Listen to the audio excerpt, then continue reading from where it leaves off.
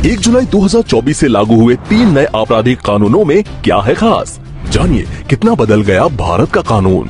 देश में 51 साल पुराने सीआरपीसी की जगह भारतीय नागरिक सुरक्षा संहिता यानी बीएनएसएस लेगी। भारतीय दंड संहिता की जगह भारतीय न्याय अधिनियम यानी बीएनएस लेगा और इंडियन एविडेंस एक्ट की जगह भारतीय साक्ष्य अधिनियम यानी बीएसए के प्रावधान लागू होंगे। इस रिपोर्ट में आप जानेंगे तीनों नए कानून में क्या है खास। 1 जुलाई से नए कानून के तहत एफआईआर दर्ज हो रही है और इसी के अनुसार जांच से लेकर ट्रायल पूरा होगा। बीएनएसएस में कुल 531 धाराएं हैं। इसके 177 प्रावधानों में संशोधन किया गया है, जबकि 14 धाराओं को हटा दिया गया है। 9 नई धाराएं और 39 उप धाराएं जोड़ी गई हैं। इससे पहले सीआरपीसी में 484 धाराएं थी। भारतीय न्याय संहिता में कुल 357 धाराएं हैं। अब तक आईपीसी में 511 धाराएं थीं। इसी तरह भारतीय साक्ष्य अधिनियम में कुल 170 धाराएं हैं। नए कानून में 6 धाराओं को हटा दिया गया है। 2 नई धाराएं और 6 उप धाराएं जोड़ी गई हैं। पहले इंडियन एविडेंस एक्ट में कुल 167 धाराएं थीं। नए कानून में ऑडियो वीडियो यानी इलेक्ट्रॉनिक साक्ष्य पर जोर दिया गया है। फॉरेंसिक जांच को अहमियत दी गई है। कोई भी नागरिक अपराध के सिलसिले में कहीं भी 0 एफआईआर दर्ज करा सकेगा। जांच के लिए मामले को संबंधित थाने में भेजा जाएगा।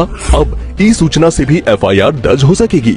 हत्या, लूट या रेप जैसी गंभीर धाराओं में भी ई एफआईआर हो सकेगी। वॉइस रिकॉर्डिंग से भी पुलिस को सूचना दे सकेंगे। एफआईआर के 90 दिन के भीतर चार्जशीट दाखिल करनी जरूरी होगी। चार्जशीट दाखिल होने के 60 दिनों के भीतर कोर्ट को आरोप तय करने होंगे। मामले की सुनवाई पूरी होने के 30 दिन के भीतर जजमेंट यानी फैसला देना होगा। जजमेंट दिए जाने के बाद 7 दिनों के भीतर उसकी कॉपी मुहैया करानी होगी। पुलिस को हिरासत में लिए गए शख्स के बारे में उसके परिवार को लिखित में बताना होगा।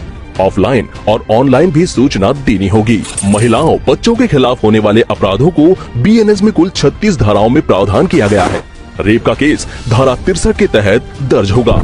धारा 64 में अपराधी को अधिकतम आजीवन कारावास और न्यूनतम 10 वर्ष कैद की सजा का प्रावधान है। धारा 65 के तहत 16 साल से कम आयु की पीड़िता से दुष्कर्म किए जाने पर 20 साल का कठोर कारावास, उम्र कैद और जुर्माने का प्रावधान है। गैंगरेप में पीड़िता अगर वयस्क है तो अपराधी को आजीवन कारावास का प्रावधान किया गया है। 12 साल से कम उम्र की पीड़िता के साथ रेप पर अपराधी को न्यूनतम 20 साल की सजा, आजीवन कारावास या मृत्यु दंड का भी प्रावधान किया गया है।